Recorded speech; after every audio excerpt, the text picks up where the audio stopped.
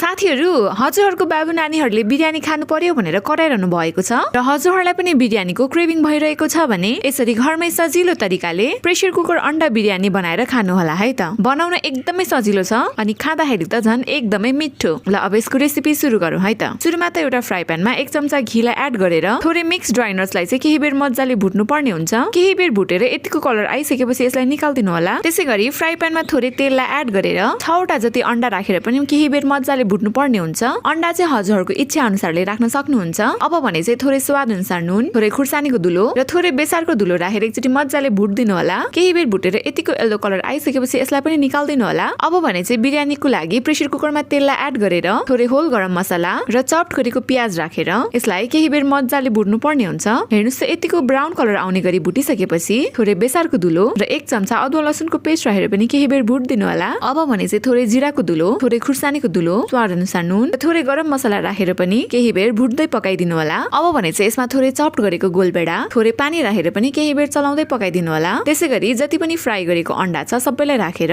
यसलाई चाहिँ ग्रेभीमा केही बेर मज्जाले पकाउनु पर्ने हुन्छ। हेर्नुस् त यतिको ग्रेभीमा पकाइसकेपछि अब चाहिँ यसमा लङ ग्रेन राइसलाई एड गरिदिनु होला र यसलाई पनि केही बेर चलाउँदै पकाइदिनु होला। अब भने यसमा जति राइस राखेको छ त्यसको 2 ठाउँमा पानी राख्दिनु होला। त्यसैगरी फ्राइड गरेको ड्राई नट्स र 1 चम्चा घिउलाई राखेर यसलाई केही बेर चलाउँदै पकाउनु पर्ने हुन्छ। यतिको पाकिसकेपछि यसमा बिर्को लगाएर 1 सिटी लगाउनु पर्ने हुन्छ। 1 सिटी लगाएर 10-15 मिनेट रेस्टिङ गरिसकेपछि हेर्नुस् त साथीहरु, हाम्रो एकदमै मिठो अन्डा बिरयानी पनि रेडी हुन्छ। अनि यो बिरयानीको राइस पनि एकदमै नरम र कुनै पनि टुक्रा पनि भएको छैन। अब भने मैले यसलाई एउटा प्लेटमा प्लेटिङ गरेको छु। अनि साथीहरु, मैले यसलाई टेस्ट गरी हेरेको नि यति धेरै मिठो लाग्यो कि मलाई त म त खाक्कु खाइ भएँ। अब हजुरहरुलाई पनि बिरयानी खाने एकदमै क्रेभिङ भइरहेको छ भने यसरी घरमै मिठो र सजिलो तरिकाले प्रेसर कुकर अन्डा बिरयानी बनाएर खानु होला है त। अनि यो रेसिपीलाई पनि धेरै भन्दा धेरै शेयर गरी सपोर्ट पनि गरिदिनु होला। Thank you for watching.